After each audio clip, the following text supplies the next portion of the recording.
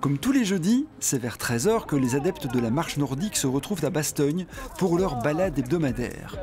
Ils sont chaque semaine plusieurs dizaines et majoritairement des femmes.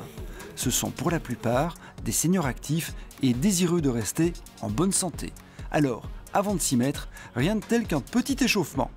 L'importance de l'échauffement, il est primordial dans tous les cas parce qu'il va préparer nos articulations et nos muscles à parcourir notre petite distance d'environ 8-10 km.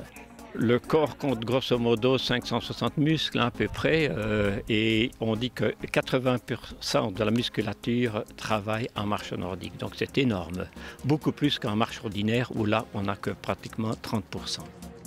Alors, pour tout bien faire comme il faut, on pratique la technique alpha. A, attitude. Position droite, on regarde devant soi et pas, on ne regarde pas ses pieds.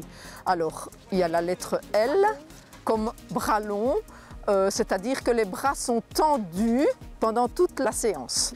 F, bâton oblique, c'est-à-dire que le bâton a une amplitude de 60 degrés avec le sol.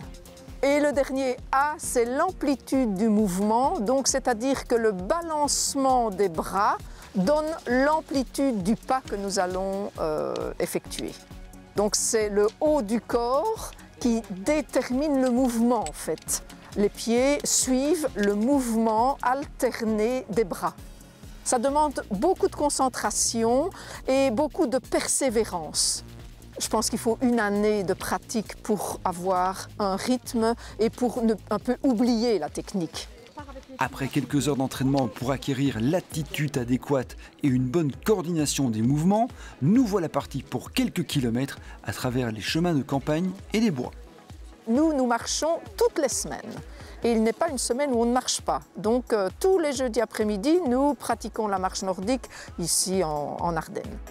Alors, quels sont les bénéfices pour le corps de ce type de sport ? Oh, ils sont multiples, autant au point de vue respiratoire, point de vue circulatoire, point de vue musculaire. Il y a énormément de bénéfices à retirer de la marche nordique. Pour la posture aussi, pour éviter certaines douleurs, parfois au niveau cervical. Enfin, moi, dans mon cas, en tout cas, ça m'a beaucoup aidé à ce niveau-là.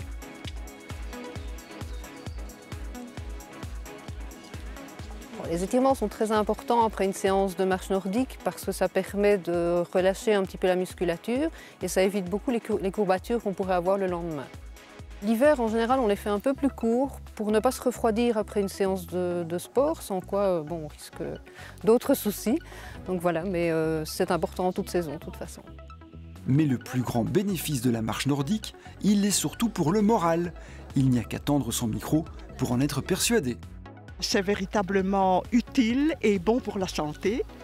Alors, moi, je me suis engagée là-dedans parce que j'estime que c'est vraiment ce qui me convient.